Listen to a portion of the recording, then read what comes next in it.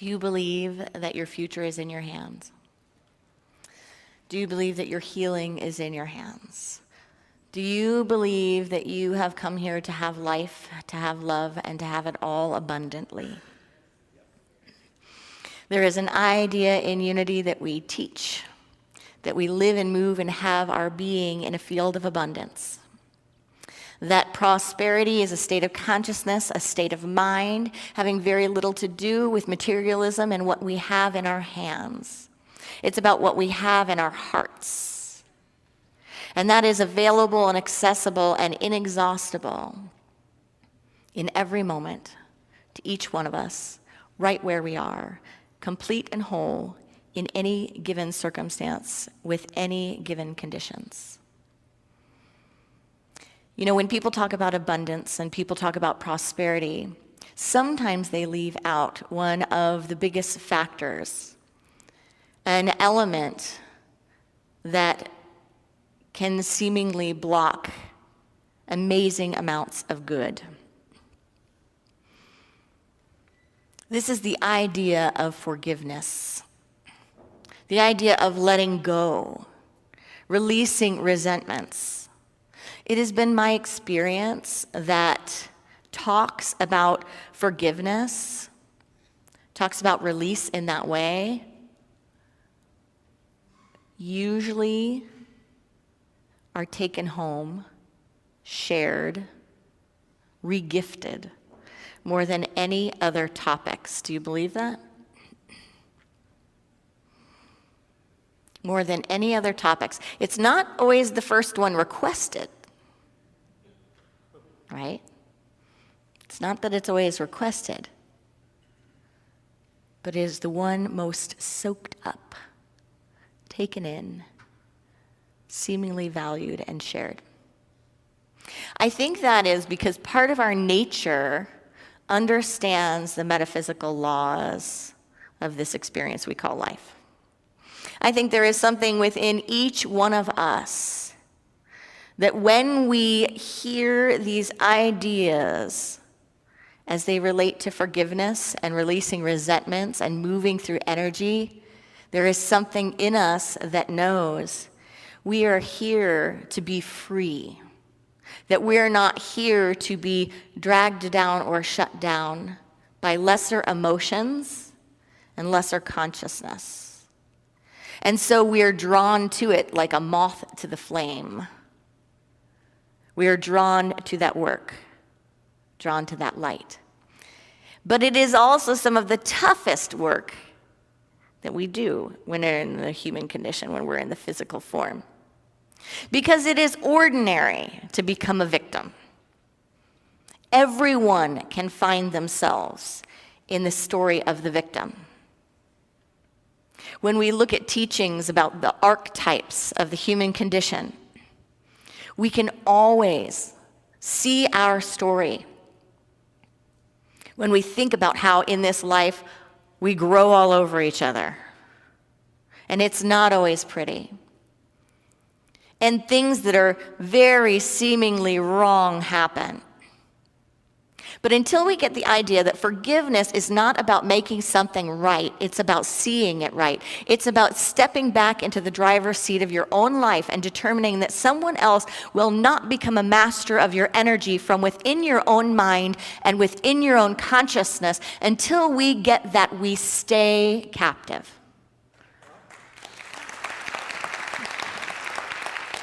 And that's why we do this work. We don't do this work so more awful things will happen. We don't do this work to excuse behavior that is not high and not sacred and not honoring of the divine condition, not honoring that we are all beings of light in expression. We do this work because truly the only person who can free ourselves is right here. But we sometimes unknowingly pass off our power. And sometimes we pass it off to the people, the circumstances, or the memories that we least likely would like to have our power. Amen?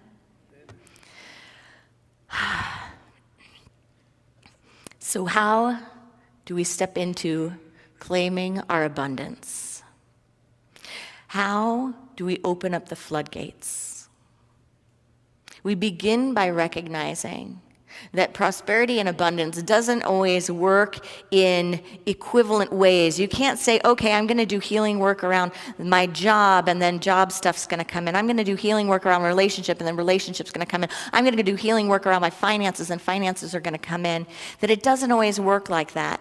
When you start giving, you give, and you give freely, and you circulate. Just like when you start forgiving, and you start releasing, and unknown areas of your life may start to flower and grow. Because energy goes in motion. And when there's a block, when there is something that is restrictive, just like the body, when the body has something that is restrictive, it begins to shut down. So does the mind, so does the being. Charles Fillmore talked in his book, Prosperity,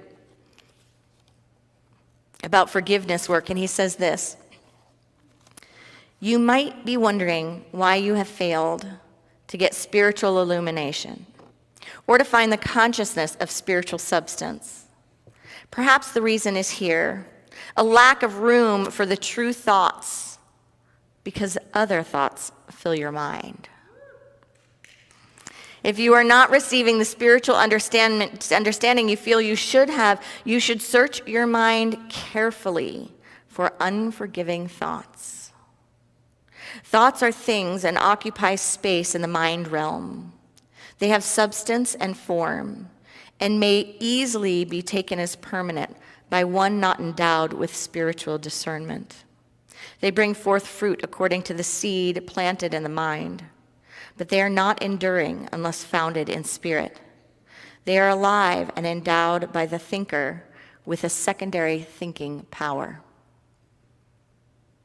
So he describes this process of unforgiving thoughts becoming kind of like a magnet, becoming something that we actually plug in, that we fuel, that we power, and then it begins to generate things in our life, things like discord, things like resentment, things like lack, limitation, and fear, worry. He goes on to say, tell me what kind of thoughts you are holding about yourself and your neighbor, and I can tell you just what you may expect in the way of health, finance, and harmony in your home. We are here to remove the blocks, friends. We are here to live from the living water, from the full stream of love that circulates in, through, and as us. In order to do that, it's ours to step into forgiveness, and it's ours to consider the possibility today of radical responsibility. Radical responsibility. Radical responsibility helps us get into the driver's seat. It's about having as little ego as humanly possible around our stuff and around other people's stuff. I had an experience with a beloved who, when talking about mothering and parenting, she said to me, matter-of-factly, out of nowhere in this conversation, and I was probably processing things about my mother, and she said, oh, I was a terrible mother. And I said, oh, I'm sure that's not true. Oh, it was true. I was a terrible mother. And I just looked at her, and in that moment, I said, my God, I think that makes you one of the most incredible mothers I've presenced. Has anyone tried to do healing work with their parents? Yeah, already you're like, no. Tried to do healing work with your parents where they argued with your emotional experience of their parenting or of growing up with them or of circumstances and situations that from a child's eyes or a growing adult's eyes, whatever it is, it was your experience. And instead of being able to have an ego-free place of safe harbor, And you get this, that now we're framing, see this energy where we are God in action. We are a divine parent. That's how the divine mind, that how God is with us. It's ours to be free of holding someone else accountable to have the same experience of us that we have of ourselves internally. So what we can do in error is start arguing with someone's emotional experience that happened from a different set of eyes, from a different consciousness, a different being. We can start arguing with it and saying, that's not what happened. What really happened is when this happened and when that happened or when that person did this, this is what I was doing and I was actually a hero. Or whatever it is, you fill in the blank, right? Because you've heard it. You've heard someone so desperate to defend not their being, not their soul, not their essence, but their ego and their decisions, and defend their fear of being inadequate. But here's the truth. I think the truth is that we all come to this experience, and it can be raw, and we grow through it. I have a girlfriend that says, if you didn't give your kids a reason to go to therapy, you probably didn't do your job. Like, we can hope that's not true, but it's kind of the reality that we live with. Like, as much as we try, we create depth through the things we go through and the things we don't get stuck at, but we grow through. Amen? When we can grow through something, it becomes transformative. But when there is a blockage, when we shut down, we build up resentments. Resentment is simply sending something back in over and over and over to build up. The greatest gift we can give to each other is to be in a space of forgiveness, to not make my reality your reality, but to make space for your reality, and to never argue with a pain body. Anyone done Eckhart Tolle work? When a pain body is up, when we feel injury, it's because we're seeing things from that space and experiencing things from that space. Only an insane person argues with emotions, and argues with someone's personal experience, and argues with a pain body. And the thing is, you will have resentment. You will say that over and over. You will hear that story. You will feel that story. You will be that story over and over and over until the pain body feels heard. And when the pain body feels heard, when it can breathe and have peace and have space for its own experience to be what it is, to just honor the human condition, when that experience can happen, something amazing and transformative happens. All of a sudden, there is an opening to see things from different perspectives. All of a sudden, there is a non-attachment to hold on to the grief, to the resentment. All of a sudden, compassion is invited in. All of a sudden, without being asked, you may even begin to start seeing things through the eyes of another and make space for conflicting realities. An awakened mind has space for conflicting realities. And that is some of the deepest work with forgiveness and resentment. We invite in the light. We allow the light. A beloved shared this story with me and gave me permission to share it about judgment, resentment.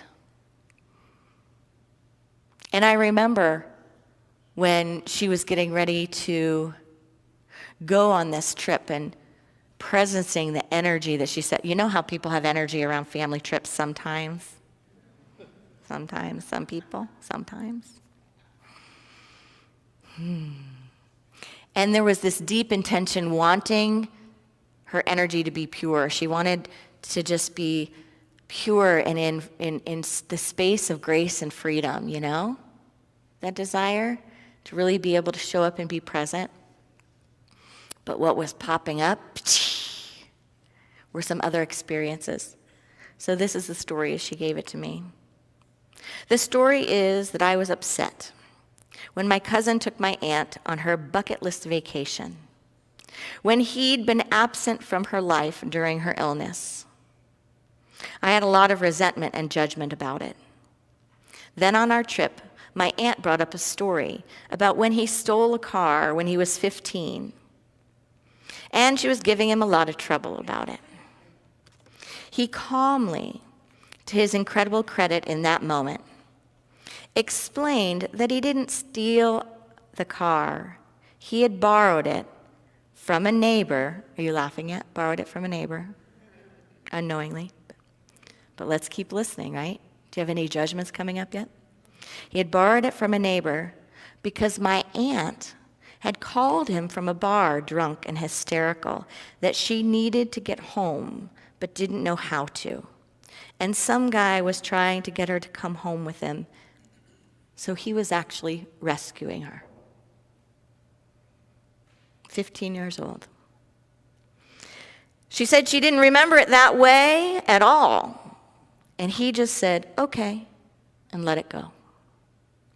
Not only did I learn a lot from his composure in that moment, but I also learned a deep lesson with myself about resentment and judgment.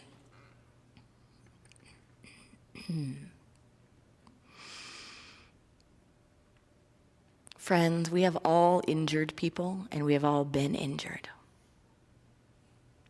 To open up the floodgates of abundance, we have an opportunity to practice forgiveness principles within our own lives and with each other. We can do that work all on our own. We don't need a thing from someone that was a perpetrator, from someone that violated a sacred agreement, from someone that hurt us, from someone that's in their freedom form. We don't need a thing.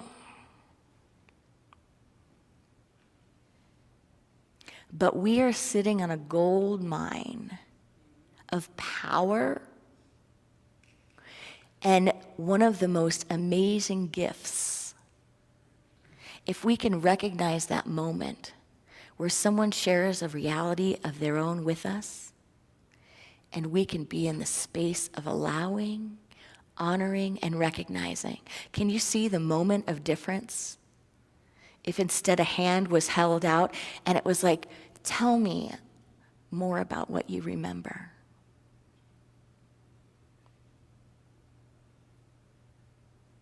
This 15-year-old that's branded as a car thief that was desperately trying to help mom. If we could just say to the parts of our being that are trying to defend any of our actions, if we could just say, peace, be still, the beloved needs space. And offer out a hand of compassion and say, tell me more. I'm sorry that happened to you. I'm sorry it felt like that. I love you. If we could redo that, I would redo it with you. Can you feel that?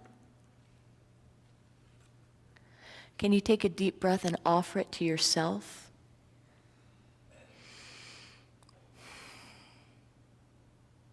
Can you offer it to yourself, especially if you know that where you think you might need it from the most is not going to be able to come through for you? On behalf of your soul and on behalf of their soul, can you be the one to take the first step back and say, I heal this for us on behalf of all humanity, on behalf of love itself? Take a deep inhale and exhale into that. And so it is.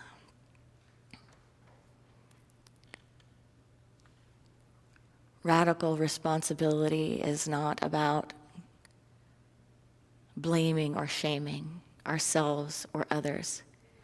It's about getting out of the physical and even lifting from the metaphysical and moving into the mystical. Because on the physical level, There's cause and effect. There are victims and there are perpetrators. There's attack and there's emancipation. But solutions from this level lack awareness and they lack consciousness. They tend, instead of freeing, to victimize, persecute, control, and dominate. And they are all based and centered on a deep war on other. A deep-seated war on whatever or whoever is the other.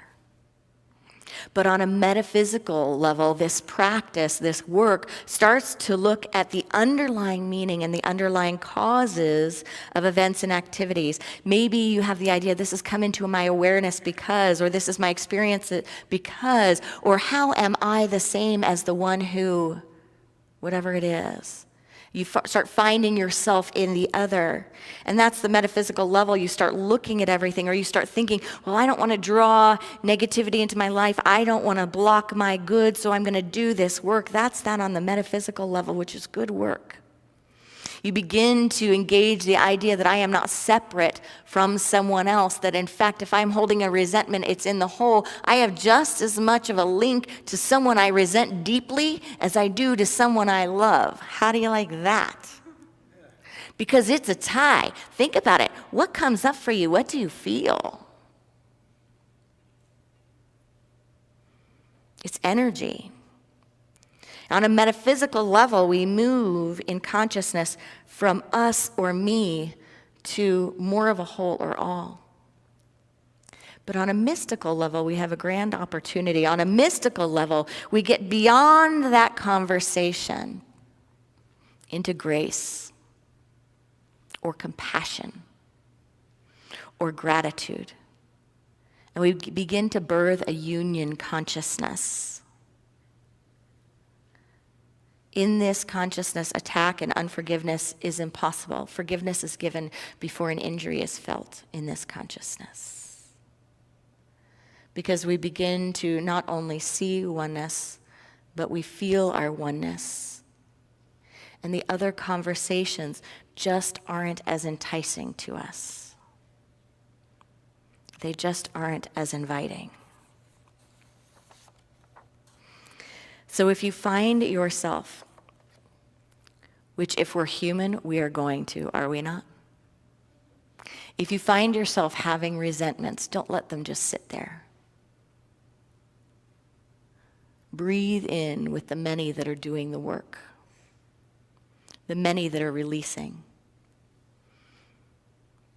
Consider your choice to engage in radical responsibility, not because everything's your fault, but because you deserve to be the one in your mind and the one in your being directing the flow of life, allowing the flow of energy, stopping the cycle of resentment. If there is something that happened a long time ago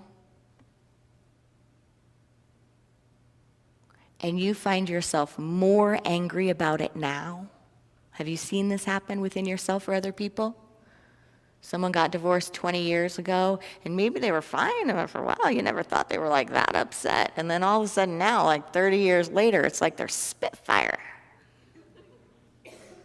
If you find yourself getting more resentful after an occurrence as time goes by, then the work you're doing isn't working for you. It's time to expand your resources. It's time to look into other modalities, actual therapy like EMDR, which is emotional release therapy that brings triggers that are just in your body from high down to low. Spiritual soul therapy, where you sit in meditation and you just ask for something to be lifted, you ask to be shown, and then you open your eyes with all of your heart and all of your might and say, show me. Show me. And mind therapy, where you dive into the teachings and the readings and you repeat phrases over and over until your mind gets it, that you are on a cycle of insanity and you are now the only person holding you captive in the name of a beloved who may have injured you.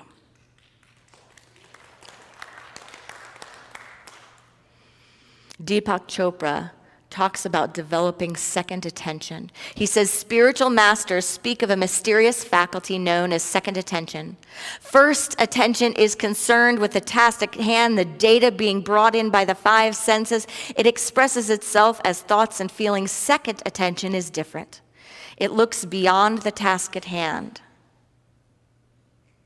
It looks at life from a deeper perspective. From this source, wisdom is derived. Eric Butterworth in Spiritual Economics says, let go of I can't and begin to identify yourself as God's living enterprise. You are not an average person. You are you, a unique individualization of the universal creative process. So it is. Namaste.